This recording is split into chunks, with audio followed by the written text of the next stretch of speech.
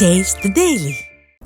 சட்டமன்றத்தில் ஸ்டாலின் அளித்த புத்தகத்தில் பள்ளி கல்லூரிகளுக்கு அருகே 2348 பேர் கஞ்சா விற்றதாகவும் அதில் 148 பேர் கைது செய்யப்பட்டதாகவும் தெரிவிக்கப்பட்டிருப்பது கைது செய்யப்படாத மற்றவர்கள் திமுகவினரா என்ற கேள்விக்கு இதுவரை பதிலே இல்லை என பாபநாசத்தில் அதிமுக பொதுச் செயலாளர் எடப்பாடி கே பழனிசாமி குற்றம் சாட்டினார்.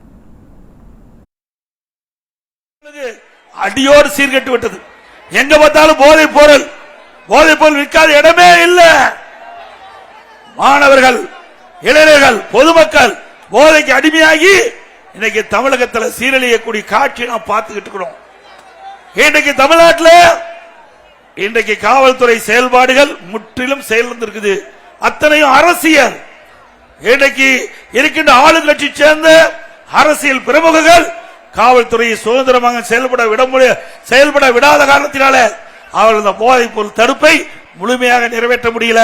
அதனால எங்க பார்த்தாலும் போதைப் பொருள் விற்பனை அமோகமா விற்பனை ஆகிட்டு இருக்குது. இன்றைக்கு போன வருஷத்துக்கு முந்தைய வருஷம் காவல்துறை மானியம் நடைபெற்றது. அதுல 20வது பக்கத்துல திரு ஸ்டாலினே கொடுத்திருக்கிறாரு. இன்றைக்கு தமிழகத்தில் கல்லூரிக்கு அருகில, பள்ளிக்கு அருகில இன்றைக்கு போதைப் பொருள் விற்பனை செஞ்சவங்க 2348 பேர். அதுல கைது பண்ணிட்டீங்க 148 பேர். என்னங்க 2348 பேர் கஞ்சா விற்றதாக பள்ளிக்கு அருகில், கல்லூரிக்கு அருகில் கண்டுபிடிக்கப்பட்டதாக புத்தகத்தில் கொடுத்திருக்கிறாங்க. கைது பண்ணது 148 பேர். மத்தவங்க யாரு? திமுக கட்சிக்கார். மத்தவங்க யாரு? திமுக கட்சிக்கார் தானே. ஏன்னா கண்டுபிடிக்கப்பட்டதுன்னு சொல்லிட்டார். அவர் கொடுத்த புத்தகம்.